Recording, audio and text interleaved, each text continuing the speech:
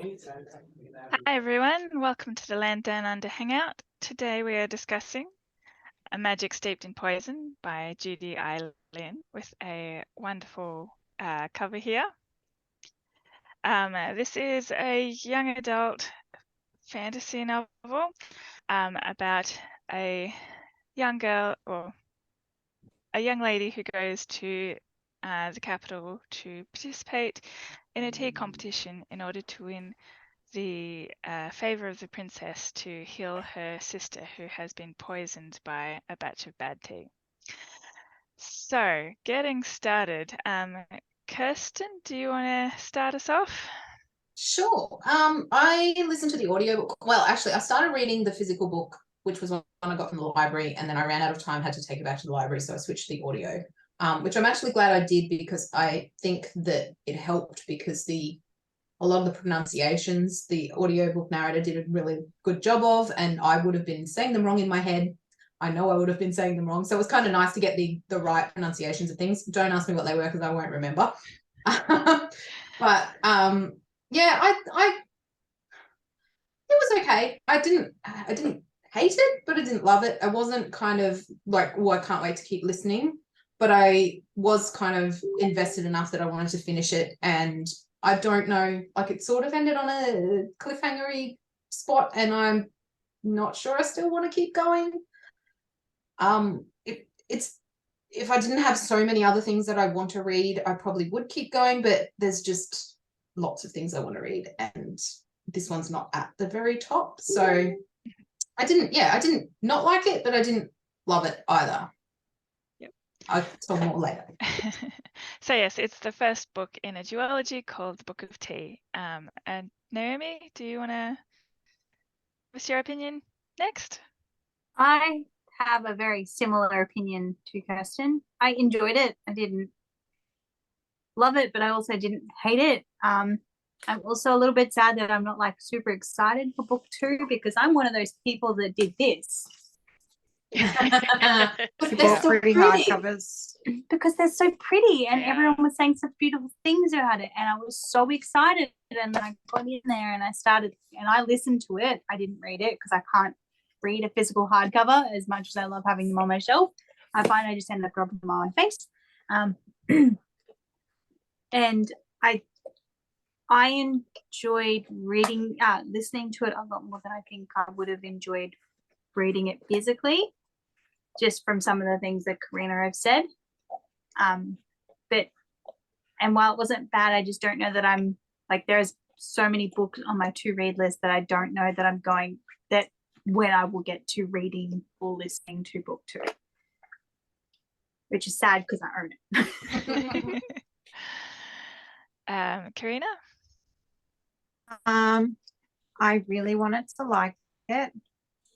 I enjoyed the story aside from the meet boy, fall in love with boy. That made me just want to just face palm, just why. Anyway, my bigger issue was the style of writing. I really would just prefer if this author had, use some sentence variety, and instead of every sentence being really long with at least 3 commas in it. I found that it just made everything feel so dramatic, like every single sentence read like this and then had 45 pauses and breaks and then another addition to it and then another addition to it. It was like, good God, woman, just write a simple sentence and you're all there. So that was my big, like, I enjoyed the story, but I found that, so I did a mix of reading and listening because there were times when I was like, I just need to knock some of this out. And I found that I was tuning out what was going on, and it made me not know, like, I still don't completely understand the whole political plot line because I would stop paying attention even when I was actually physically reading because of the sentence structure, because they were so long and flowery that I was like, I don't care. What's the next sentence? Yeah, so that was my big issue. I wanted to like it, but the writing just did my head in. Kim? Pretty much the same as Kirsten and Naomi as well. I did the audiobook as well. I think as well, same as Kirsten, that if I had to read it, I would not have been able to pronounce a lot of the words. So I'm very glad that I did the audiobook for that. The only problem I had with the audiobook, and it could have just been because I turned the speed up, sometimes I couldn't recognize stop speaking and started thinking. So that threw me off a lot in the audiobook. I'm like, are you talking still, or is this now in your head? It's because I kept getting lost there. But again, I don't know how everybody else went, but that could have just been that I was reading at a higher, listening at a higher speed, and I might have just been missing those breaks a little bit. Okay. Okay, for me, I took a little bit to get into it, but once I did, I read most of it in an afternoon. Though some of that is probably because I would skim through like some of the more dense, less important passages. As Karina mentioned, the sentence structures were long. Although evocative in places, sometimes it was nice, but sometimes it would just be very slow. I think the book is definitely a debut author book. It's got some pacing issues. The protagonist is quite passive and has also some issues. Yeah, I enjoyed it enough while I was reading it, but like everyone else, I'm not going to be hurrying to pick up the sequel. Definitely not high on the priority, but big thumbs up for the world building, and I may have found my new dream job. Although I think actually I would probably prefer to be one of Becky Chambers' tea monks because that seems less dangerous. Yep. But anyway, less magic though, I suppose. So got to weigh it up. Yep.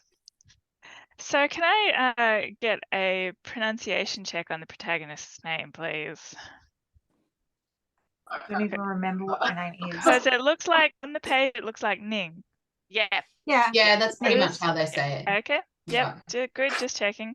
What did we all think of her? Just kind of boring. She is a little bit, I have to say.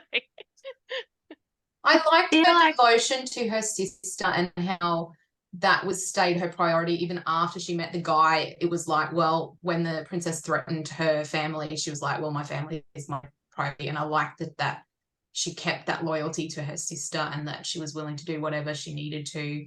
Like, I think she was a strong character, but I think she was just not that interesting to read about. I don't know. I don't know if it's just that because she was writing about a girl in a certain time period that's why she was kind like, I felt like she was a bit flat, like other than like, I have a very strong love for my sister and I'm going to do everything in my power to care for her. She felt like she was a bit of a doormat. Absolutely, yeah, because she doesn't. She's very passive. She reacts to things rather than acts, which is fine, but not super interesting to read about. Yeah, she sort of just stumbled into everything rather than getting herself there. That's right. It's just kind of, borne along on the wind, I suppose. That it was a bit. It kind of. She's got some gullibility as well, which just kind of compounds it. Like she just believes everything everyone tells her. Like she doesn't like the princess can tell her whatever, and she'll just believe the princess, which I guess maybe like authority figure. Sure, like also the princess is a political figure and has her own agenda for what's going on. So, yeah. Anyone else have thoughts on that? I did like the use of magic, like using the tea. Like that was probably my favorite thing out of the book was the actual magic system and how the tea was used to sort of be able to see into people and do things and that sort of stuff. Like that was probably my favorite part of the whole entire book, was the magic system, and especially how Ning was able to use it. Definitely agree. Definitely my favorite part of the book. Which is sad that we all sort of feel a bit flat about it. Like, it's not a magic system that I've seen before, or not one that has, like, it's not sort of like I have seen other books that have done tea as their magic system, but not done like this. Mm. And it's sad that I'm not excited for book 2, because the magic system is amazing and I can't wait to read, like, know more about it. But I don't really care enough about her story and the story of, like, her world, that I'm like, it's sad that, you know, there's that one small part of your story and that I'd really like to know more about that, but I don't really care about you or anyone in your life. Everything else just feels really underdeveloped now that I think about it. Like, what's his name? I kept calling him Kang. I thought it was Kang. Kang. I don't Kang. know. Like that whole, the relationship with him was very much like that moment in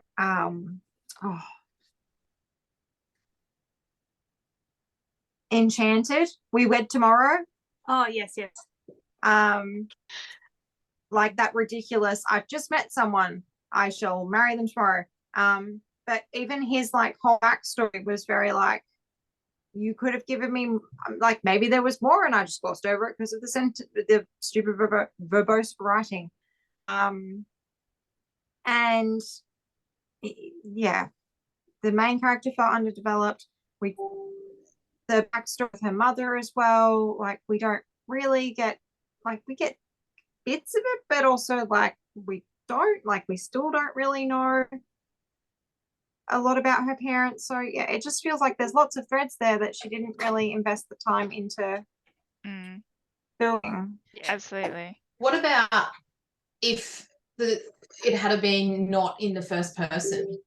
Because I really would have liked to see more from the princess, that kind of angle of the story, and it would have been interesting because the magic system and the world building was so interesting, if the author had chosen to not have it be first person and have, like, point of view of some other characters. I think And that her would be... relationship with Ryu. Yeah, I really liked nice that and aspect of it, yeah. and I wanted to know more about that. Yeah. And See, another I've only got it undeveloped from the main character's point of view, and it was like, well, I would have liked to have seen that world more perspectives. And I think too, because there were a lot of threads, but they were all very underbaked, and so none of them felt like they had teeth, Yes. if that makes Yeah. sense. Yeah. Because you have the marquee and you have like the competition itself. There was a bunch Even of her others. competitors, I couldn't, like, straight who was who, because you didn't really give them quite enough character for me to care enough about them. Or to distinguish them. Yeah. Yeah. Or to distinguish them. Yeah. I couldn't tell you the names of any of the other Competitors. Except for Leanne. And the boy that ended up in the dungeon, it took me a good, like, Woo something. it took Yeah. me a good, like, halfway through that little chunk that I was like, oh, that's who you are. Because I was like, why do we care about you? Where are you from? Who are you? Like, he had really made no impression on me earlier in the story. I had a moment. Are we supposed to know who this character is? The Is only this a time I kitchen really- person? Was Like- his But, name he didn't have too something? many. There was one moment where he kind of stood up for her at dinner, and the other one where she kind of threw up after the bird thing, and he gave her his handkerchief or something. So he wasn't really developed really well to be, you know, someone who cared about her, but was, you know, that thing where he gets dragged off, and she's like, "Oh no, he's a bad guy." And it's like, he was really nice, but it didn't really show that very well. The author didn't develop him enough for me Yeah. to be sad when he died. Like, Yeah. I Yeah. I'm not sad I that he didn't have died, an emotional reaction to his death, even though it was quite and I horrific. don't particularly happened care to him. if Ming takes his letters to his parents. Like, it would be a nice thing to do, but like, it's not something that I need to see happen. I can just hear about that she did it. You know what I mean? Like, it can be Yeah. something that happened off screen kind of thing. Like, That really is something that would, if the princess had a story that she was taking the letter, because that seemed like the person to yeah, doing that, like, because I it was feel more like, of a political thing. Well, the treatment of the people was more the princess would be a storyline for the princess and not for Ning. Which I think Yeah, she might, because I think she gave it to the princess in the end anyway, the letter. I think so. Mm. But yeah, I just didn't. Yeah, you didn't really care. It's hard because we all agree that everything was a bit underdone. Mm. We kind of get at this lost point of where do we go from here? Yeah. It was all a bit underdone, and we all agree that it was a bit all underdone. What And now about it's sad we competition? don't read book 2. What do we think about the competition? Because that felt like some of the most well done aspects. Yeah. My comment. I liked the idea of the competition. Okay. My I think comment that it was I a made bit- to Naomi the other day was, it's MasterChef Tea edition. I totally Yeah. got the vibe of, like the MasterChef when they like lift up the mystery box. Yeah. I'm like, this is like, I actually pictured all the people with their tea standing at the benches the same way they do with MasterChef with the judges up the front. And I totally my there head. too.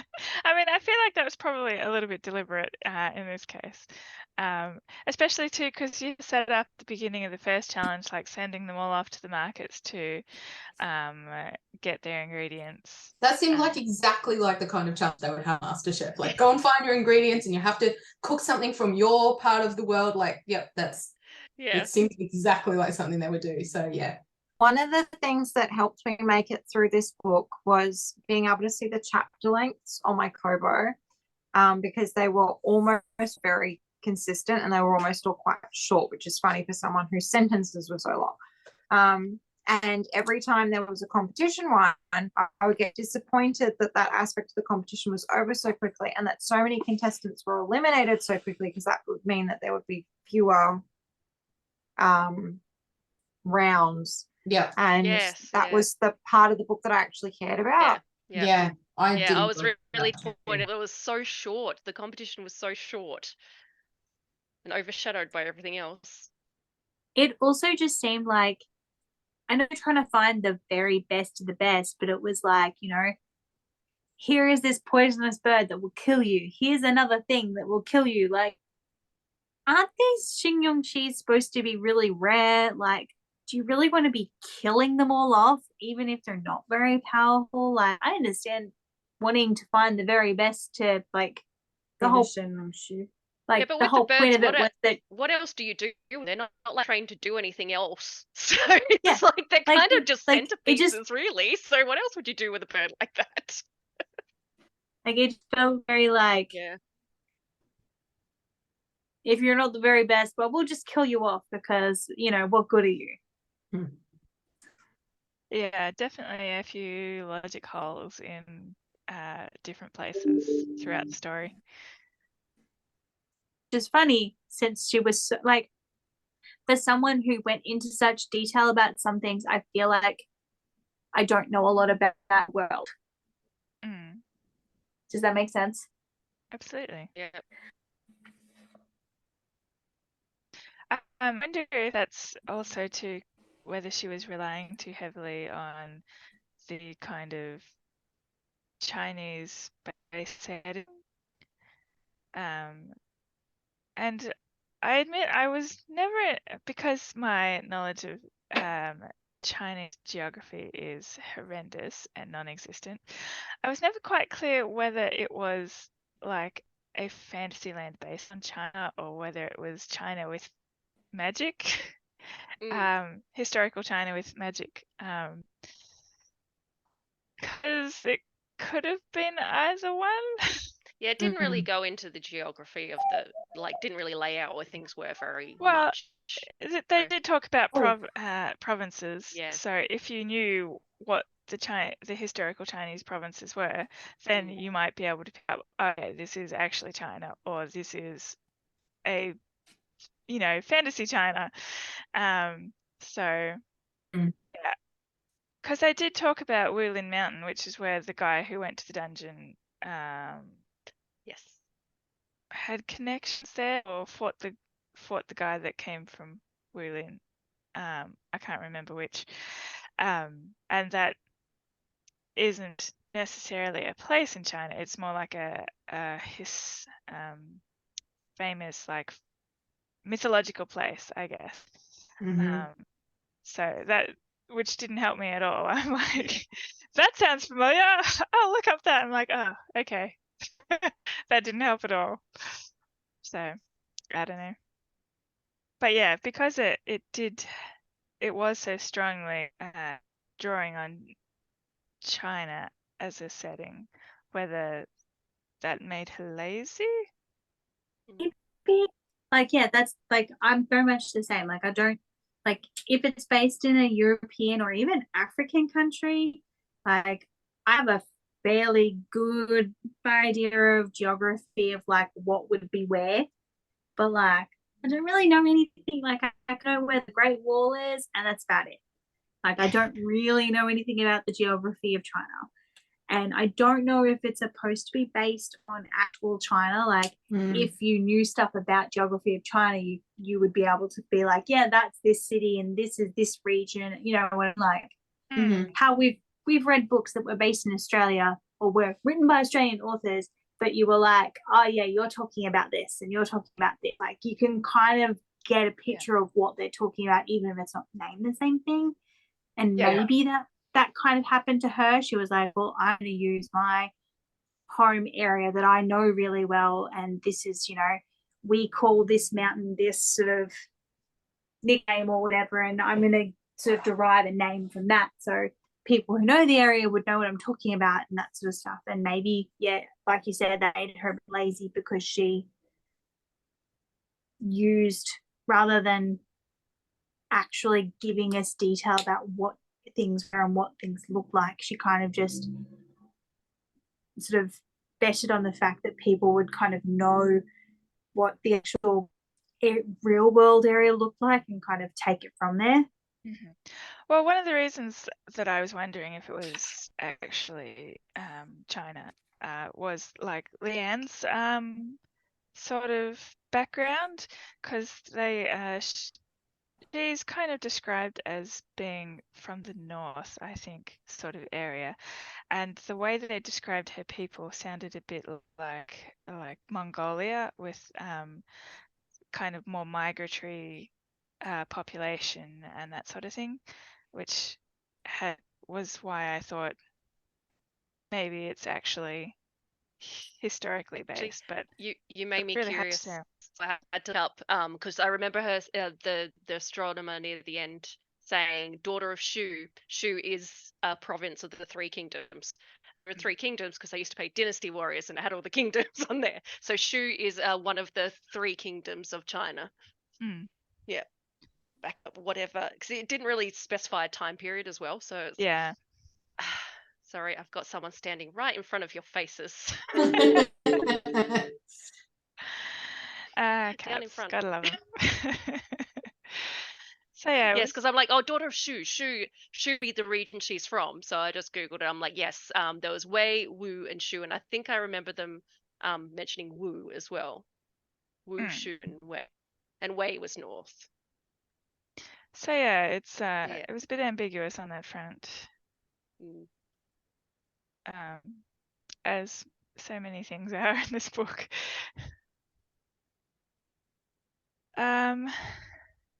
I think Karina mentioned about was it Kung? Yes. Yeah? The boyfriend Kung, yeah. Yeah, I was wondering if maybe they were playing it a bit coy with him to kind of like they're trying to make it out like he's with his dad, but also that he isn't with dad, and so that he could have a relationship with Ning. But playing it a bit too coy, as Kim said. Yeah. But at the end, he could have killed the princess and her at the end. Like he literally saw them and looked straight at them. So yeah, he wants something that his dad. You don't know how. I don't know how close he was to, his dad or whatever's plan, but they obviously want something different. How different? It depends, but something different. Well, he didn't seem like he was in on the plan per se. Yeah. But like, yeah, it's kind of like they're trying to make it look like maybe he is with his dad, but like it's not. There's no basis for that. There's been groundwork for that. Yeah. Yeah, There's it's like just no it's just there to create conflict. And I think she's real quick to believe it too, even though they supposedly had this magical connection. But she was still, even when he said, it's not true, I'm like, why can you not tell whether he's lying if you've got this connection? Yeah, like aren't you supposed to be connected by the magic? Yeah. Yeah. I don't know. I didn't like that she was just like, oh, okay, right. So the princess said that this is the thing, so he must be lying to me. And then I fucking hate the trope of, oh, I'm gonna push the person away because then it will make them safer. Fuck that. I don't like that. No, that's the stupidest trope and I hate it. Yes, I did. My brain was going, oh, this trope when I was reading that. I'm like, ugh. And she's like, I'm just gonna have to tell him that I've been lying to him the whole time because then he'll go away. And it's like, you could just tell each other the fucking truth and then see where you go from there. But yeah, it's just the famous use your words. Yeah. And like, just lay it out. Say, this is what happened from the beginning to the end. I was kind of spying on you, but this is why. And also, everything I told the princess was really incriminating anyway, because he didn't say anything to her that was incriminating. So she hasn't really broken his trust in any way. And I'm like, why don't just say that instead of being all like, anyway, don't. I hate the whole like, I'm gonna lie to you because for your own good. Because that always turns out. Yeah, really works out well. Yeah, communication never helps ever. No, never. Telling the truth just never ever works ever. Nope, never. Don't know why anyone would think that it would. And what about Leanne? What did we think of her? I actually liked her more than I liked Ning. Yeah. Like, even though we know almost nothing about her, I like what she could be. Like, the amount that I know about her, I like about her more than I like about Ning. So what happened to her at the end, though? Princess sent her off. Princess sent her somewhere. She sent her off with the girlfriend. Bodyguard. Yeah. Yeah, the girlfriend bodyguard. She sent her off with the girlfriend, but the girlfriend came back after that. Yes, and she was somewhere else giving the bodyguard power. Yeah. She powered her. Yeah, so we're not exactly sure where she is, but she was somewhere. Wherever the bodyguard came back from, I'm guessing. I got that the bodyguard was getting power from someone else, and somehow the part that it was her that was getting her the power went over my head. So. Well, because she went home with her family. Yeah. Which was very convenient, I'd like to say. It's either see, I'm kind of fence out the trajectory they're going to take her. Either she is she's going to she might take over as love interest. That'd be great. I'd be here for that. Love interest or Ning. Yes. Do it. Which would be much more interesting than Kang at the moment. Or maybe she will betray them. Not betrayal. Because I feel like it's very convenient that she and her family go home before there's a big poisoning, and and everything, and that she, you know, steps away from the competition to let Ning through. The- Very convenient. But that's why she stepped away from the competition to let Ning through.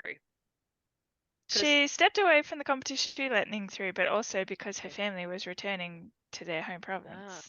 I just remember her saying something about the princess has given me another mission. Yeah. But whether that was true, but then again, that would be easily disproved if she just asked the princess. So it Yeah, seems but like as a if dumb she ever lie. does that. The thing History that I was- shows that that's not something that happens. don't just ask a straight up, you know, get an answer, because that would like make sense. But then if she was powering the bodyguard, she could have just let the bodyguard die. That's 'Cause true. she was that bloody close to it.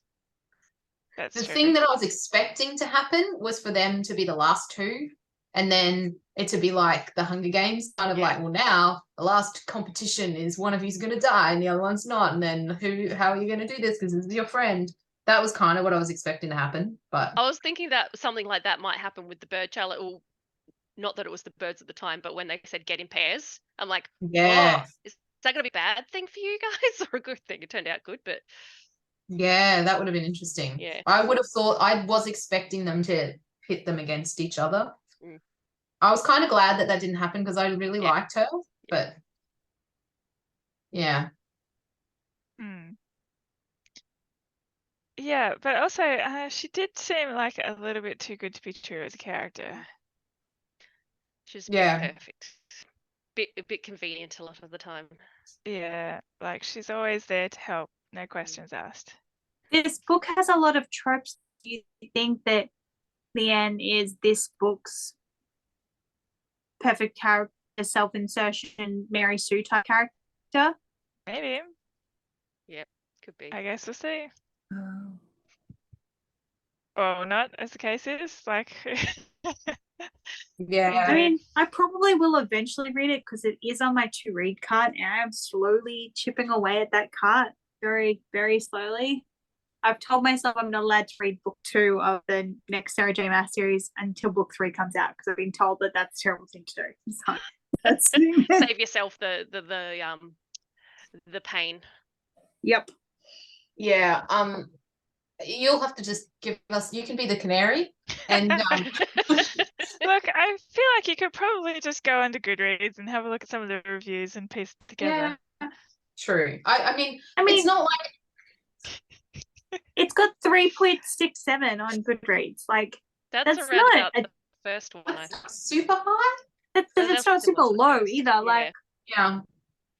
I think. I like, yeah, there's enough things that I'm curious about that didn't have so many other things that I want to read, then Yeah. I probably would pick it up. It's just that I do have a lot of other things I want to read, and I don't get that much time. Yeah, it's not really high on the priority list.